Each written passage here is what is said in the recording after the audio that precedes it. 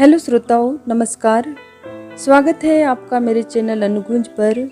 साहित्यिक कहानियों की श्रृंखला में आज सुनेंगे वरिष्ठ कथा शिल्पी तथा विदुषी लेखिका मधु कांकरिया जी की लिखी कहानी वे 10 मिनट। तो आइए सुनते हैं कहानी वे 10 मिनट। कोलकाता से चेन्नई के लिए ट्रेन में बैठा था। 24 घंटे का सफ़र, साथ में एक दो किताबें रख ली थी।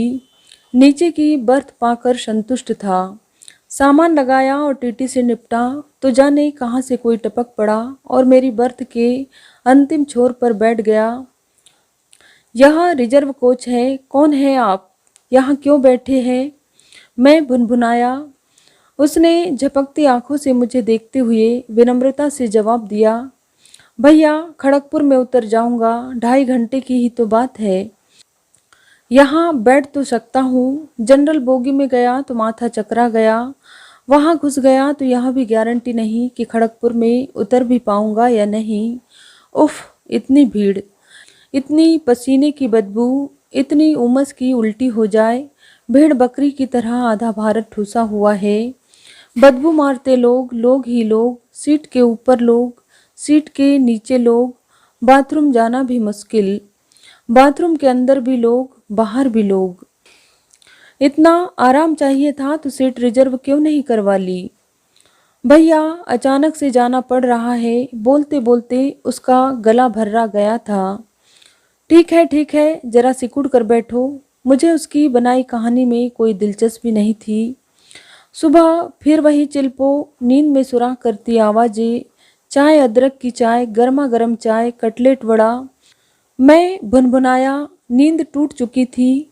अलसाया अधमुधी आंखों से टॉयलेट जाने के लिए चप्पल पहनने लगा तो चप्पल ही नदारद। हे भगवान, कहीं वही तो नहीं ले गया जो सिरहाने बैठा था। और करो दया, सोच रहा था कि तभी किसी के अटैची के पीछे लावारिस से पड़ी एक चप्पल पर नज़र पड़ी। राहत की सांस ली तो दूसरी भी आसपास ही होगी, पर नहीं। दूसरी चप्पल मिली दरवाजे के पास, किसी के पांव से खिसकते खिसकते पहुंच गई थी। सोचा किताब पढ़ लूँ तो वह भी मुश्किल। बीच की बर्थ वाला अध जगह करवटें बदल रहा था। जब तक वह नहीं उठ जाता मैं खुलकर बैठ नहीं सकता था। गर्दन झुकाकर पढ़ना पीड़ादायक था। टकटकी लगाए बीच वाले को देखता रहा, कब उठे ये दाढ़ी वाला। आखिर वो उठा, अपनी बर्थ नीचे गिराई और मेरे समीप आकर बैठ गया। मैं अपनी किताब में दुबक गया और ऐसा दुबका कि पूरी दोपहर उसी में सिमटा रहा। ढलती दोपहरिया में बाथरूम से आ रहा था कि उस दाढ़ी वाले युवक ने फटी फटी आंखों से देखते हुए एक उदास मुस्कान मुझ पर फेंकी और आग्रह भरे स्वर में कहा, बहुत पढ़ने लिखने वाले लगते हैं, मेरे पास भी एक छोटा सा अफसाना है, सुन लीजिए, शायद आपके कुछ काम आ जाए। उसकी उदासी में दिल को पिघला देने वाला ऐसा कुछ था कि मैंने मौन सहमति में सिर हिलाया। उतरती धूप सीधी उसके मुंह पर पड़ रही थी, इसलिए वह थोड़ा और करीब खिसक आया। पसीने की बूंदों में चिपके बालों पर रुमाल फिराया उसने और फिर मुझे गौर से देखने लगा, जैसे कूदने के पहले कोई सागर की गहराई नापता है। आधा कस्बाई आधा आधुनिक सा दिखता वह युवक सीट पर पड़े उस दिन के अखबार को परे सरकाते हुए कहना शुरू किया उसने। होठ फड़फड़ाए भर की, फिर एकाएक रुक गया वह। जेब से एक लंबा सा नीले रंग का लिफाफा निकाला। लिफाफे को बड़ी नज़ाकत से खोला, जैसे वह दुनिया का सबसे बहुमूल्य लिफाफा हो, और बेहद सावधानी से उसके अंदर रखे पन्नों को खोला, जैसे गुलाब की पंखुड़ियों को खोल रहा हो, और उसे मेरे सामने रखते हुए कहा, कहानी तो 2 मिनट की है और हमारे पास समय अनंत है। उसकी गंभीरता, उसका दार्शनिक अंदाज मैं इनकार नहीं कर सका, जबकि मेरी दिलचस्पी उसकी कहानी में ज़्यादा थी। पढ़िए पढ़िए ना, वह मुझे पढ़ने के लिए उत्साहित कर रहा था। पहली ही पंक्ति खासी मौजू लगी। लिखा था, जब दुखी होने की कोई वजह नहीं तो मतलब आप सुखी है। फिर नीचे कोई तारीख थी, फिर कुछ लिखा गया था, फिर उसे काट दिया गया था, लेकिन काटा इस प्रकार गया था कि उसे आसानी से पढ़ा जा सकता था।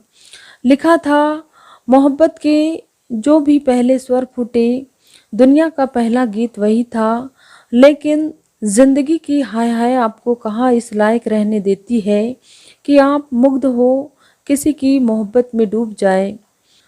सुभान अल्लाह, यह तो किसी पहुँचे हुए की डायरी लगती है।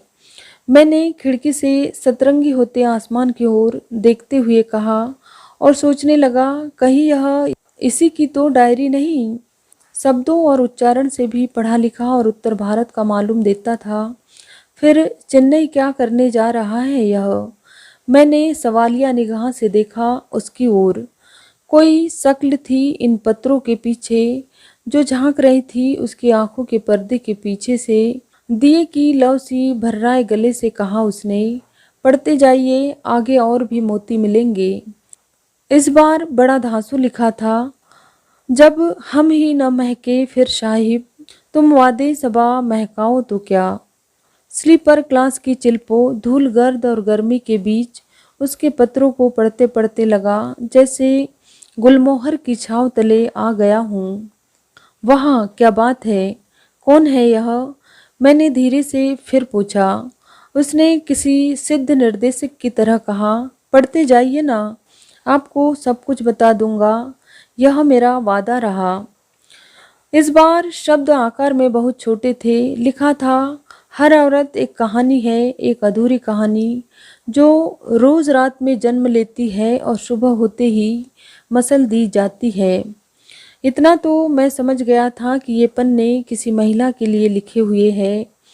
क्या संबंध हो सकता है इस महिला से इसका? मैं सोच रहा था कि तभी उसने दूसरा पृष्ठ मेरे सामने खोला। लिखा था, दिन इतने लंबे क्यों होते हैं। फिर उसकी अगली ही पंक्ति थी, स्याह रात नहीं लेती नाम ढलने का। एकदम नीचे लिखा था, सो नहीं पाती। उफ, कितना दुखद होता है मरे हुए सपनों को नींद में फड़फड़ाते जिंदा देखना। क्यों आज भी जीवित है वह स्वप्न देखती, गुनगुनाती, मुस्कुराती सोडसी जो दिन भर टकटकी लगाए देखती है। शायद आज खत्म हो इंतजार की घड़ियाँ, पर कितने गहरे होते हैं इंतजार के रंग।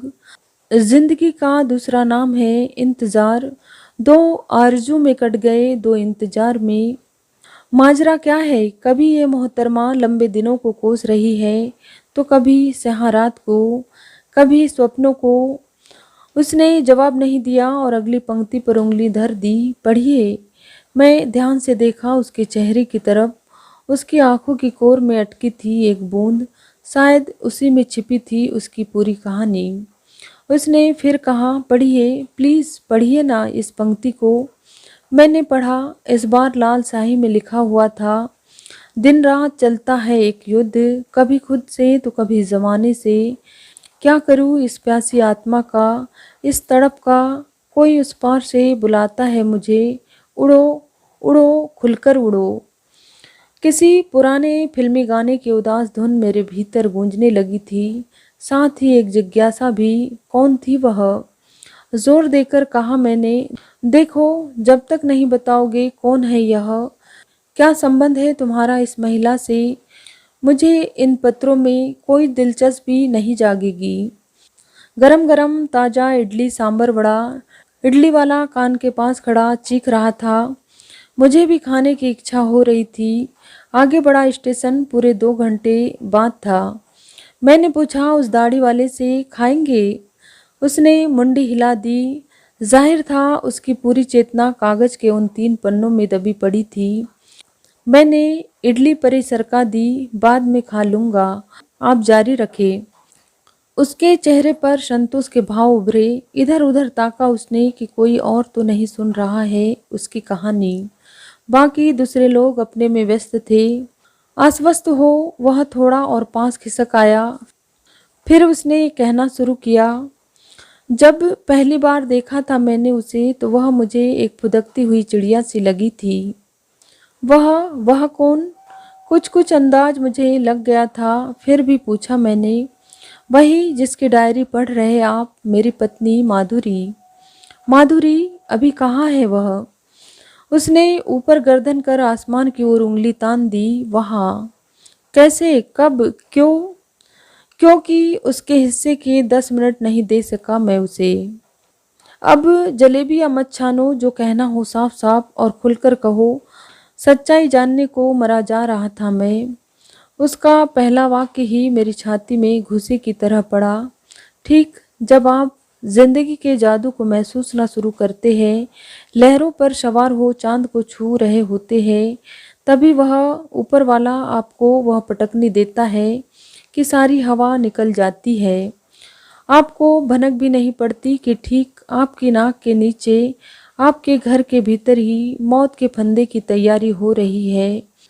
मैं भी सर जी ऐसा ही अंधा हो गया था कि दुनिया तो दूर, अपने बेडरूम की सच्चाई भी भाप नहीं सका। उस देश में प्रवेश तो कर गया जिसे औरत कहते हैं, पर संभाल नहीं पाया उसे। क्या क्या कह रहा है यह बंदा? मैं उलझन में था, संशय में था, पर वह इस कदर अपने ही सन्नाटे में, अपने ही भीतर के उफनते तूफान में डूब उतर रहा था कि इस बार मैंने नहीं टोका उसे, बोलने दिया, बहने दिया। उसने जारी रखा, सर जी मैं सांताकाछी, कोलकाता से करीब 60 किलोमीटर दूर एक गांव के बहुत ही गरीब घर में पैदा हुआ था। जन्म से ही भूख, गरीबी, झगड़े टंटे देखता आया था। 3 पैसे बचाने के लिए पिताजी 3 कोस पैदल चलते थे। माँ रास्ते में पड़ा गोबर बटोरती रहती थी उपले बनाने के लिए। घर में जो साबुन बनता था उसी से 2-3 दिन में एक बार कपड़े धुलते और नहाते भी उसी साबुन से थे। सिर्फ मुंह धोने के लिए लाइफ बॉय मिलता। घर में कुछ समय के लिए खुशहाली तभी आती जब पिताजी की कुछ अतिरिक्त कमाई हो जाती और घर में ईद के चांद की तरह कभी कभार नए कपड़े, फल और मिठाई के दर्शन होने लगते। मुझे समझ में आने लगा था कि हर झगड़े की जड़ में गरीबी है। मैंने सोच लिया था कि यदि मौका मिला तो मैं गरीबी को कभी अपने पास भी फटकने नहीं दूंगा। सर जी मैंने जी तोड़ मेहनत कर वजीफा और कर्ज लेकर बीकॉम तक पढ़ाई की। मुझे अच्छे मार्क्स मिले। बीकॉम के साथ ही मैंने सीएस भी कर लिया था और कमाल देखिए कि मुझे नौकरी भी तुरंत चेन्नई की एक अच्छी एफएमसीजी कंपनी में मिल गई। वेतन अच्छा था, लेकिन उससे अच्छी बात थी कि मुझे अपने सेल्स पर कमीशन मिलता था, यानी कंपनी के लिए मैं जितनी अधिक बिक्री करवाऊंगा, मेरी कमाई उतनी अधिक होगी। उस समय मैं समझ नहीं पाया इस चमकीले जाल को। मुझे लगा मेरी प्रतिभा के मुकाम तक पहुंचाने का यह स्वर्णिम अवसर है। और मजा देखिए कि इधर नौकरी लगी और उधर मेरी सगाई हो गई। मेरी टीम अच्छी थी और दिमाग उपजाऊ, इसलिए मेरे सेल्स टारगेट भी पूरे हो रहे थे। देखते न देखते साल भर के अंदर मेरा प्रमोशन हुआ और मुझे सेल्स मैनेजर बना दिया गया। मैं घर का बड़ा लड़का था, इसलिए सेल्स मैनेजर बनते न बनते मेरी शादी भी हो गई।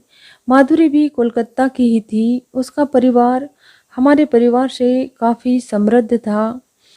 मैंने महीने भर की छुट्टी के लिए आवेदन दिया था, पर मुझे छुट्टी मिली सिर्फ 15 दिन की। 15 दिन शादी के बंदोबस्त, तैयारी, मिलने जुलने, बहनों को लाने ले जाने में ही कट गए। मैं वापस चेन्नई अपने ऑफिस। मैंने माधुरी से वादा किया कि बहुत जल्द ही मैंने माधुरी से वादा किया कि बहुत जल्द ही मैं उसे हनीमून के लिए गंगटोक ले जाऊंगा। उसे हिमालय से बहुत प्यार था। बहरहाल सेल्स मैनेजर बनते न बनते मुझ पर जिम्मेदारियों का बोझ इस कदर बढ़ गया था कि रात में भी मुझे स्वप्न में माधुरी नहीं, गंगटोक नहीं, सेल्स टारगेट ही दिखते थे। मुझे पूरे आंध्र प्रदेश की सेल्स संभालनी पड़ती थी। डिस्ट्रीब्यूटर से लेकर दुकानदार तक की लय ताल बनाए रखनी पड़ती थी। इस कारण मुझे सप्ताह में 3 दिन हैदराबाद में रहना पड़ता था। मैं चूँकि तेलुगु भाषा भी नहीं जानता था। इस कारण मुझे चेन्नई में तेलुगु सीखने के लिए भी ट्यूशन लेना पड़ता था। लब्बो लुबाब यह कि मेरे लिए समय पंख लगाकर उड़ने लगा था, जबकि माधुरी के लिए समय एक ही जगह ठिठका हुआ था। नई जगह का नयापन अब मिट चुका था। माधुरी अब जड़ से उखड़ते पेड़ की तरह मुरझाने लगी थी। विशेषकर जब मैं हैदराबाद के लिए निकल जाता, उसके लिए करने को कुछ भी नहीं रह जाता था। मैं उससे कहता, तुम बाहर निकल जाया करो। वह फनफनाती, कैसे निकल जाऊँ? मैं तो यहाँ की भाषा भी नहीं जानती। यहाँ तो सब तमिल बोलते हैं। कल बाजार हल्दी खरीदने गई, लेकिन नहीं खरीद पाई। किसी भी तरह उसको नहीं समझा पाई, क्योंकि हल्दी कहीं भी दिखाई नहीं दे रही थी और टर्मेरिक वे समझ नहीं पा रहे थे। कैसी जगह लाकर पटक दिया है। ग्राउंड फ्लोर और पीछे का घर। रात तो रात, दिन में भी किसी की भी शक्ल देखने को तरस जाती हूँ, और कोई दिख भी जाए तो क्या, न किसी से बोल सकती हूँ, न कहीं जा सकती हूँ। लगता है जैसे देश में रहकर भी विदेश में रह रही हूँ। उसकी बात सच थी। माधुरी की समस्या मैं समझ सकता था, लेकिन खुद मेरी समस्या मेरा बॉस नहीं समझ रहा था। वह पूरी तरह मुझे निचोड़ने में लगा था। वह जीवन में अर्थ नहीं, अर्थ में जीवन खोजने वाला जीव था। उसकी आंख पर कोलू में जूते हुए बैल का चश्मा लगा हुआ था, जो एक ही सीध में देख सकता था, और वह सीध थी मुनाफा और सिर्फ मुनाफा।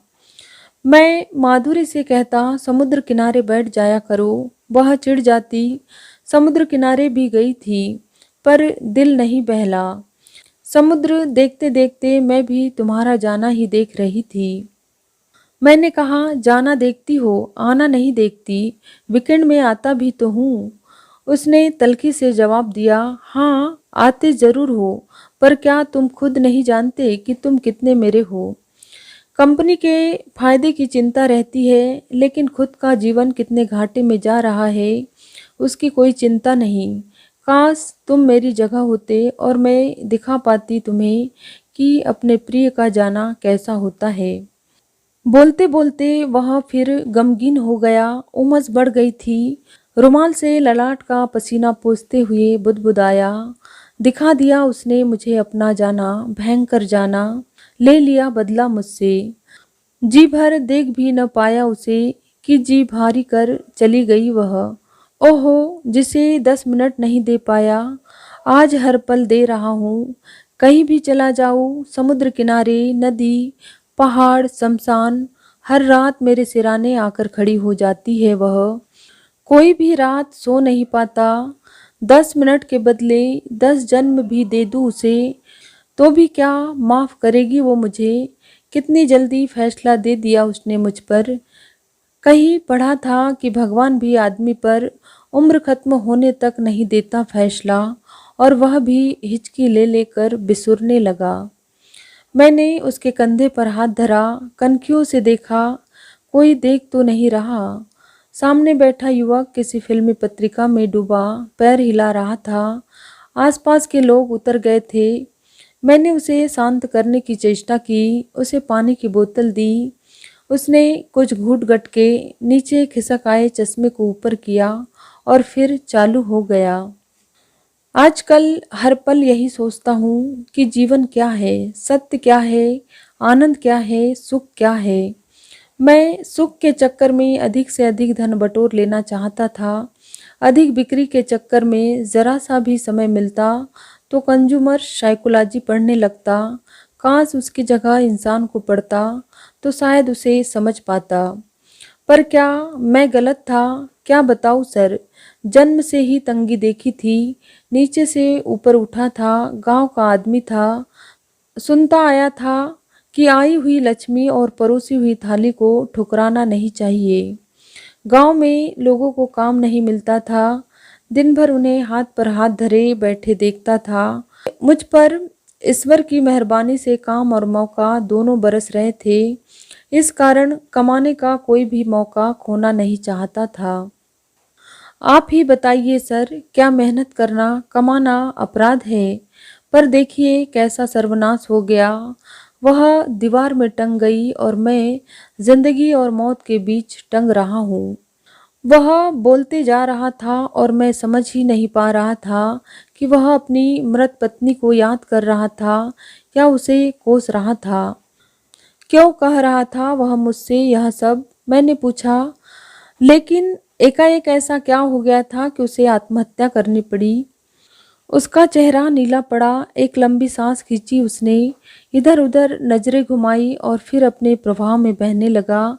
क्या बताऊं सर, वो फुदकती चिड़िया धीरे धीरे खामोश सी हो गई थी। उसने मुझसे धीरे धीरे झगड़ना और शिकायत करना भी कम कर दिया था। एक कमजोर लहर की तरह उसका गुस्सा, उसकी शिकायत उसी के समुद्र में विलीन होने लगी थी। मुझे लगा उसने वक्त से समझौता करना सीख लिया है। मैं उसे सांत्वना देते हुए अपने भविष्य की योजनाओं के बारे में बताता। हम जल्द ही नया घर लेंगे, कबूतर के दड़बे जैसे इस घर से निकलकर एक खुला और हवादार घर। वह बुदबुदाती, जब वर्तमान ही नहीं बचेगा तो भविष्य किसके लिए बचाओगे। मैंने देखा उसकी सर्पिली आंखों की चमक बुझती जा रही थी। पर साहब, देखना भी तो मन की आंखों से ही न होता है, इसलिए मैं देखकर भी नहीं देख पा रहा था। काश मैं उस दिन उसके मन की गहरी पीड़ा, उसके मन के भीतर की सिलन तक पहुंच पाता। काश उसके दर्द को उसका दिल बन समझ पाता। पर मैं तो काम में अंधा था और ऐसा भी नहीं था कि मैं खुद जी रहा था। मैं तो खुद कमाने की मशीन बनते बनते मर रहा था, गल रहा था। इसलिए मैंने कई बार बॉस से कहा भी, मुझे कुछ दिनों के लिए छुट्टी चाहिए, मैं आराम करना चाहता हूँ। लेकिन समय बाजारू होता जा रहा था। बॉस कहता, यदि बाजार में टिकना है तो हमें नए नए ऑर्डर लाने होंगे, नई नई संभावनाएं टटोलनी होगी, नई योजनाएं बनानी होगी, कंज्यूमर्स साइकोलॉजी को समझना होगा, उस पर रिसर्च करनी होगी। इसके लिए समय तो तुम्हें देना ही होगा। और मुझे संतुष्ट करने के लिए उसने फिर एक इंक्रीमेंट कर दिया मेरा, लेकिन साथ ही मेरे सेल्स टारगेट भी बढ़ा दिए। कुल मिलाकर मेरा जीवन सेल्स टारगेट, नंबर, बोनस और ग्रेड में सिमटता जा रहा था। दिन के 24 घंटे भी मेरे काम के लिए कम पड़ते थे और माधुरी के लिए एक एक दिन एक एक युग जैसा बीत रहा था। एक भीतरी खालीपन से भरती जा रही थी वह। मेरे घर से आवाज़ें धीरे धीरे कम हो रही थी। मनहूसियत सिर उघाड़े टहल रही थी। पर मैं सोच रहा था कि बस ये क्वार्टर किसी प्रकार निकल जाए, अधिक से अधिक दिवाली का त्यौहार निकल जाए तो बॉस से बात करूं। यदि कमाने का यह समय निकल गया तो फिर मेरे पास समय तो रहेगा, पर उसे भोगने के लिए साधन नहीं रहेंगे। तो सर जी, पत्नी को बाद में मना लूँगा कि तर्ज पर मैं फुल टाइम बॉस का हो गया। लेकिन ऐसा नहीं था कि मैं उसकी तरफ से एकदम बेखबर था। एक अज्ञात भय मेरे भीतर भी उग रहा था, फांस मेरे भीतर भी गड़ी हुई थी। उसके चेहरे की उड़ती रंगत कह रही थी कि आसार ठीक नहीं। इसलिए महीने भर बाद ही फिर हिम्मत कर बॉस से कहा मैंने, सर, मेरी नई नई शादी हुई है, घर पर मेरी बीबी अकेली रहती है, मुझे कुछ समय के लिए हैदराबाद से दूर रखिए। बॉस ने हंसते हुए जवाब दिया, तुम्हें नौकरी से ही न दूर कर दे। फिर समझाते हुए कहा, जीवन में आगे बढ़ने के मौके बार बार नहीं मिलते। खुद सालों घिसने के बाद मुझे मिला है ऐसा बाजार, ऐसी मांग। बीबी कहाँ भागी जा रही है। लेकिन दिवाली तक हमने नया प्रोडक्ट डिलीवर नहीं किया तो सोचो हमें क्या फिर मिलेगा। ऐसा ऑर्डर, ऐसा मौका, ऐसा तेज बाजार। उसकी उदास आंखें खिड़की के रास्ते कहीं दूर ठिठकी हुई थी। क्या बताऊं सर, नई नौकरी, नई बीबी, नए घर की तनी रस्सियों के बीच में मैं थरथराता रहता। कभी नौकरी छूटने का डर, कभी टारगेट पूरा न होने का डर, तो कभी बीबी के नाराज होने का डर। तरह तरह के डर मेरे भीतर इकट्ठे होते जा रहे थे। माधुरी भावुकता रहित प्यार को स्वीकार कर ही नहीं सकती थी और जब तक मेरे टारगेट पूरे नहीं हो जाते मैं भावुक हो नहीं पाता था। बस ऐसे ही चलता रहा। विवाह के बाद का वह समय सूखा, बंजर, अतृप्त। न मैं उसके मन के तारों को झनकृत कर पाया, न जागी उसकी देह। ऐसे में एक मनहूस दोपहर घर आया तो टेप चल रहा था, तेरी दुनिया में दिल लगता नहीं, वापस बुला ले। वह गाना खत्म हुआ तो फिर दूसरा गाना, उतना ही डिप्रेसिंग। ये दुनिया अगर मिल भी जाए तो क्या है, बस दिमाग भन्ना गया। माना आप दुखी है, लेकिन अपने दुख का इस प्रकार इजहार करना, मानो मैं बेखबर हूँ, मुझे अखर गया। भीतर दुबका अपराध बोध का कीड़ा भी कुलबुलाया। बस अपना आपा खो बैठा मैं दुनिया को सुंदर बनाने के लिए तिल तिल जल रहा हूँ। न दिन का ठिकाना, न रात का, न खाने का सुख, न सोने का। और यह मुझे सुना रही है, यह दुनिया अगर मिल भी जाए तो क्या है। थका तन, भूखा पेट और चिड़चिड़ा मन। बेबस आदमी का गुस्सा यूं भी भयानक होता है सर जी। किधर का किधर निकल गया, बिना वजह उलझ गया और टपट दिया उसे। कुछ अच्छे गाने नहीं सुन सकती क्या? 3 दिन तक गधा खटनी कर घर आया हूँ, यही रोना धोना सुनने के लिए। और मेरा दुर्भाग्य देखिए कि तभी बॉस का फोन आया, तुरंत बेंगलोर के लिए रवाना हो जाओ, दिवाली के लिए स्पेशल मेकअप सेट लॉन्च करना है, एयर टिकट मेल कर दिया है। मैं रो पड़ा, कहीं चैन नहीं, न घर में न बाहर। पत्नी से हुई उस झपट के चलते मैं बिना खाए ही निकल गया। जाते जाते पत्नी ने मुझे गौर से देखते हुए सहमी सी आवाज में कहा, मुझे आपसे 10 मिनट चाहिए, एक ज़रूरी बात करनी है। गहरी झील से उठती वह एक ऐसी ठंडी आवाज़ थी जिसके अंश अंश से बेबसी, हताशा और अवसाद टप टप टपक रहे थे। मेरे भीतर धुकधुकी होने लगी। 10 मिनट तो सिर्फ कहने की बात है, एक बार यदि उसकी शिकायतों का पुलिंदा खुल गया तो फिर संभाल नहीं पाऊंगा मैं। आज का दिन महत्वपूर्ण था मेरे लिए। मैंने घड़ी की ओर देखा, 10 मिनट दे सकता था मैं उसे, पर उसका रोना धोना सुनने के मूड में नहीं था मैं। भीतर यह डर भी कि क्षण भर भी रुक गया तो यह लड़की मुझे उस तूफान में घसीट ही लेगी जिससे बचने की पुरजोर कोशिश कर रहा था मैं।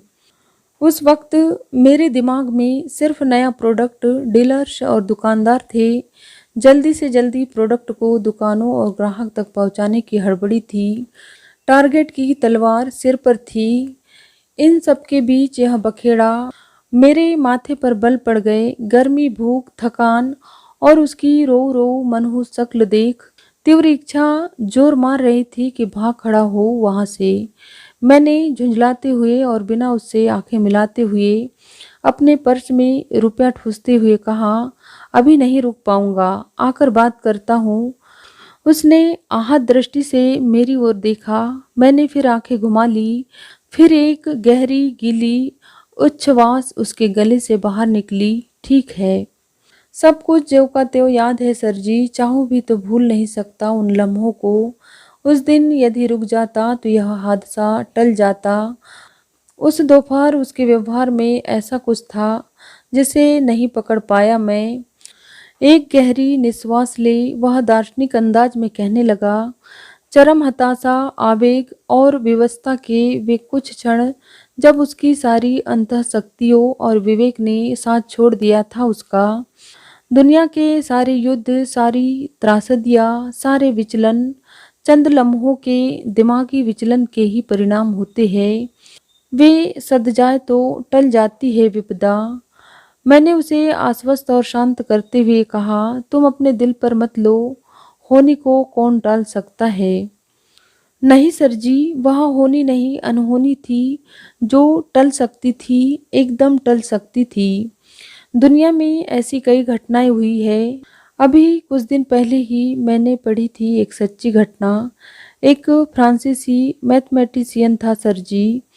जिंदगी से निराश होकर उसने आत्महत्या की ठानी। बहुत व्यवस्थित ढंग से वह आत्महत्या की ओर बढ़ रहा था। उसने पूरी लिस्ट बनाई, कहाँ कहाँ पत्र लिखने हैं, किसे किसे उसको क्या क्या लौटाना है, क्या क्या बेचना है। उसने सोचा कि अमुक रात को 12 बजे वह आत्महत्या कर लेगा। वह इतना व्यवस्थित था कि उसका सारा काम रात 11 बजे ही पूरा हो गया। अब बचा 1 घंटा, क्या करे वह। वह लाइब्रेरी में चला गया। वहाँ समय बिताने की गरज से उसने एक किताब उठाई। किताब भी एक मैथमेटिशियन की ही थी। उसने लिखा था कि मैं जानता हूँ कि यह थ्योरी सही है, पर सोच नहीं पा रहा हूँ कि कैसे। उसने सोचा कि मेरे पास घंटा भर शेष है, क्यों न इस पर सोचा जाए। उसने सोचना शुरू किया। सोचते सोचते सुबह के 6 बज गए और तब एकाएक उसे ध्यान आया कि वह तो आत्महत्या ही करना भूल गया। बाद के वर्षों में उसने उसी थ्योरी पर काम किया। उसके होठ कांपे। सर जी, दावे के साथ कह सकता हूँ कि मैं नहीं रुका, इसलिए उसकी आखिरी फड़फड़ाहट ने भी दम तोड़ दिया था।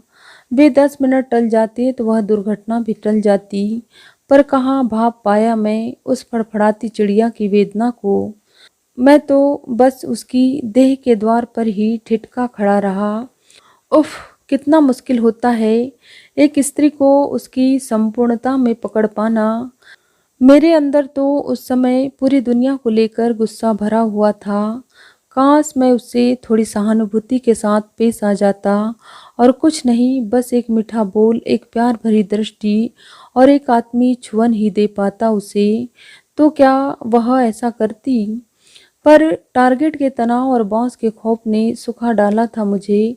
कहाँ बची थी मेरे भीतर वह नमी, वह कोमलता, वह प्रेम।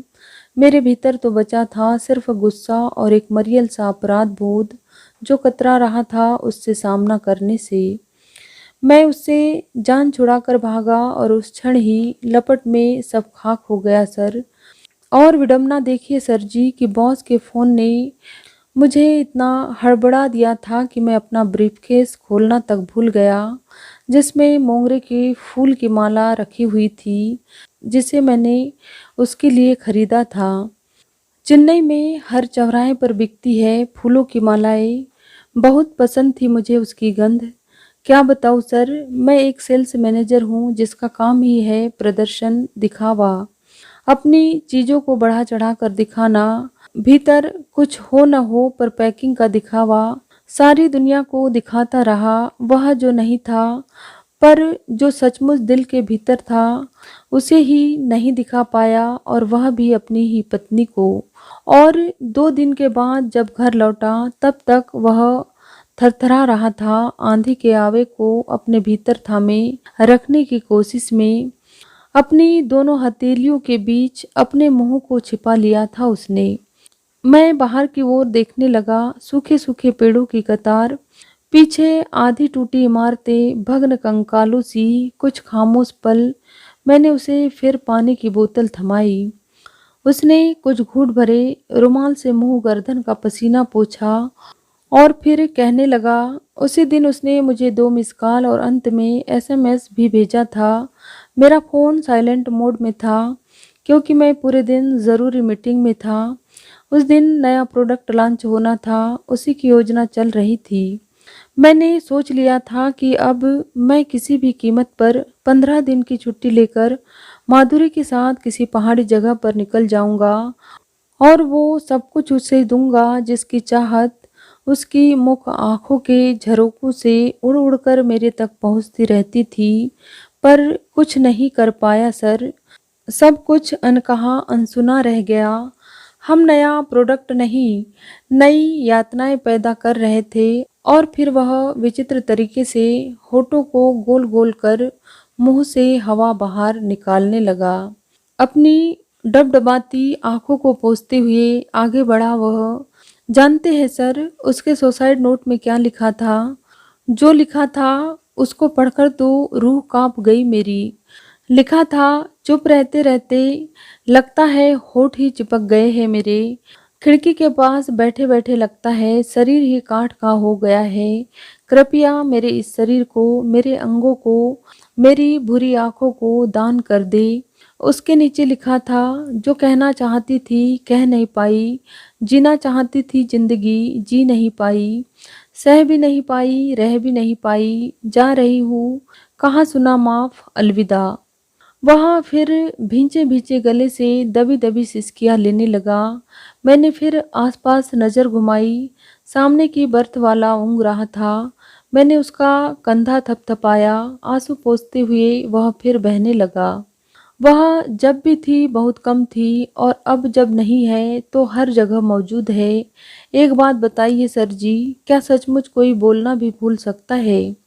उसकी डायरी में एक जगह लिखा हुआ था, जैसे पिंजरे में कैद पाखी उड़ना भूल जाता है, लगता है मैं भी बोलना भूल जाऊंगी।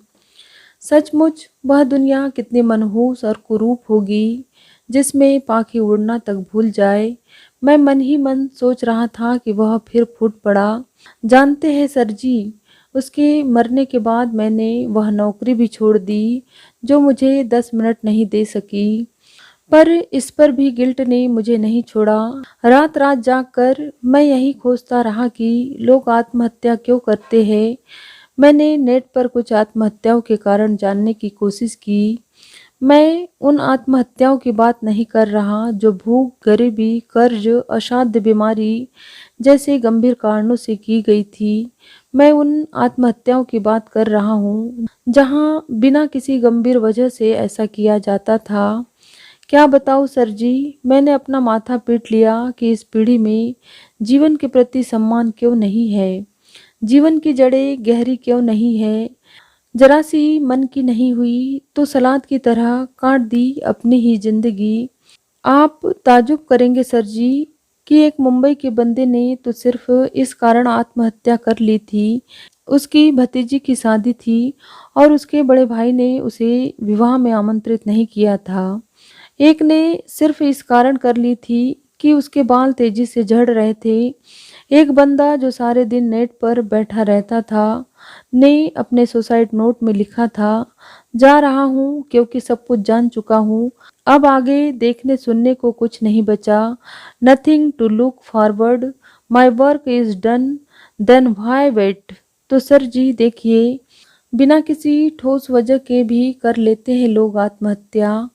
फर्ज कीजिए, यदि माधुरी को भी पेट पालने के लिए नौकरी करनी पड़ती या बूढ़े माँ बाप की देखभाल करनी पड़ती, मिलकर घर खर्च निकालना पड़ता, तो क्या पाल सकती थी वह आत्महत्या की विलासिता? नहीं ना। उसने समर्थन के लिए मेरी ओर ताका। मैंने नजरें घुमा ली। मैं झूठ मूठ की सहानुभूति नहीं दिखाऊंगा। वह फिर अपनी रव में बहने लगा। मुझे लगता है सर जी, माधुरी के भीतर भी कुछ इसी प्रकार का उल्टा पुल्टा चल रहा होगा। नहीं तो देखिए, सब कुछ था उसके पास, घर, शिक्षा, पैसा, सुरक्षा, सुंदरता, जिम्मेदार और मेहनती पति, पर उसने वह सब कुछ नहीं देखा। देखा सिर्फ अपना अकेलापन, अपनी बोरियत, जो कि बस कुछ दिनों भर की थी। क्या यह खुदगर्जी नहीं? क्या जीना एक कर्तव्य नहीं? क्या इस प्रकार सिर्फ अपने बारे में सोचते सोचते जीवन से ही बाहर चले जाना सही था? मेरी दादी की एक बहन थी सर जी, उसके 10 बच्चे हुए थे, एक भी नहीं बचा था, और स्वयं उनके पति भी चल बसे थे। मैंने देखा है उनको। अपने अंतिम समय में दादी उन्हें अपने पास ले आई थी। उन्होंने आत्महत्या की नहीं सोची। मेरे पिता तो कहते थे कि हर आदमी अपने सर पर 3 ऋण लेकर जन्म लेता है, मातृ ऋण, गुरु ऋण और देव ऋण, और जब तक वह इन तीनों ऋणों से मुक्त नहीं हो जाता, उसके जीवन पर उसका अधिकार ही नहीं रह जाता है। तो कैसे कर सकती थी वह खुदकुशी? बोलिए सर, बोलिए, क्या सारा दोष मेरा ही था? जीवन में प्रेम होता है सर, प्रेम में जीवन नहीं। काश उसे समझा पाता मैं मेहनत का बादशाह था और सफलता के खुदा से हाथ मिला रहा था। सब ठीक ही था। बीच में यह सब नहीं होता तो हम संसार के सबसे खुशनसीब दंपत्ति होते। वह साहसी थी। साहसी लोग ही आत्महत्या की हिम्मत कर सकते हैं, पर जितना साहस उसने मरने में दिखाया, उसका आधा भी यदि वह जीने में दिखाती, तो आज जीवन कितना सुंदर होता। कितने गाने सुनती थी। काश मेरे दिल की आवाज़ भी सुन पाती, मेरी मजबूरी को भी सुन पाती, पर सारे उत्पात की जड़ साला यह मन ही है। और सच कहूँ तो मुझे लगता है कि उसका मन एक घरेलू औरत जैसे था ही नहीं, वह शायद घर गृहस्थी के लिए बनी ही नहीं थी। उसे देख लगता जैसे किसी काल्पनिक दुख से रोमांस चल रहा हो उसका। दिन भर बैठे बैठे वह दुख दर्द की ही सोचती थी और बात भी अजीब तरीके से करती थी। मैं उसे पैसे देता तो आम घरेलू औरत की तरह खुश होने की बजाय कहती, ख्वाहिशों से खाली हूँ, क्या खरीदूँ। सर जी, बड़े बाप की बेटी थी ना, कभी तेल नून लकड़ी के संघर्ष से पाला नहीं पड़ा था उसका, इसलिए ये सब बातें दिमाग में आती थी। जाहिर था कि अब वह अपने को अपराध बोध से मुक्त करने की नाकाम चेष्टा में लगा हुआ था। मुझे काफ़ी की तलब महसूस हो रही थी। चेन्नई आने में अभी भी आधा घंटा बाकी था। उसके स्मृति समय में टहलने की मेरे अंदर अब विशेष इच्छा बची भी नहीं थी। इसलिए उससे पिंड छुड़ाने की गरज से मैंने सोचा पेंट्री कार तक का चक्कर लगाऊं, लेकिन काफ़ी मुझे वहाँ भी नहीं मिली। थोड़ा निराश सा मैं लौटा तो देखा वह अभी भी बल्कि उसी मुद्रा में बैठा मेरा इंतजार कर रहा था। मुझे देख फिर उसकी उदास आंखें चमकी। काफ़ी तो अब चेन्नई में ही मिलेगी सर। मैंने विषय बदलने की गरज से कहा, अब तो सामने का बर्थ भी खाली हो गया है, आप थोड़ा विश्राम कर लीजिए। उसने जवाब और भी विचित्र दिया, साहब जब तक किसी नतीजे तक नहीं पहुंच जाऊं, कैसा आराम। आप सोचने समझने वाले विद्वान व्यक्ति हैं, शायद मेरी थोड़ी मदद कर सके। मदद? कैसी मदद? मैं थोड़ा घबराया। कहीं ये सब कहानी सुना बुना कर सहानुभूति पैदा कर बंदा मुझसे कुछ पैसे वैसे न मांगने लगे। वैसे भी हालात बहुत अच्छी नहीं दिख रही थी उसकी।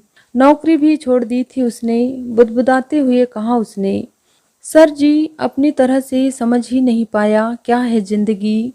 वह आज़ादी हासिल ही नहीं हो पाई कभी। पहले इसे गरीबी की आंखों से देखता था और अब तो कोई आंख ही नहीं बची। चारों तरफ है बस एक शून्य। क्या सोचते हैं आप? कैसी की होगी उसने खुदकुशी? शांत मन से। किस लिए की होगी? मन की शांति के लिए या मुझे सबक सिखाने के लिए? रात दिन मैं यही सोचता रहता हूँ। अब मैं कभी भी वह नहीं हो सकूँगा जो मैं था। अब मैं ज़्यादा दिन जिंदा भी शायद न बचूं। हर रात सपने में अपनी मौत देखता हूँ मैं। मेरे बेडरूम की खिड़की से झांकती है वह। आप कुछ बोलते क्यों नहीं सर जी? कुछ तो बोलिए। उसकी आंखें मुझ पर चिपकी थी। उसके स्वर में एक मरियल सी आशा झलक आई थी, जैसे मेरे उत्तर से उसकी नियति तय होनी है। क्या बोलूं, समझ नहीं पा रहा था। जाहिर था कि वह कुछ ऐसा सुनना चाहता था जिससे उसका गिल्ट कम हो जाए। मैं कहना चाहता था कि रिश्तों के नाजुक पौधों को हर दिन सींचना पड़ता है, उसे आप बात के लिए स्थगित नहीं कर सकते हैं। पर मैं कह नहीं पाया। क्या होगा उसके अपराध बोध को और बढ़ाकर। चेन्नई स्टेशन करीब आ रहा था। मैंने उसके कंधे पर हाथ धरते हुए कहा, चलो पास के किसी रेस्तरां में बैठकर कॉफ़ी पीते हैं। धन्यवाद श्रोताओं। तो ये थी मधु कांकरिया जी की लिखी कहानी वे 10 मिनट। यदि कहानी आपको अच्छी लगी हो तो मेरे वीडियो को एक लाइक तथा चैनल को सब्सक्राइब जरूर करें तथा अपने मित्रों को भी शेयर जरूर करें। Thank you.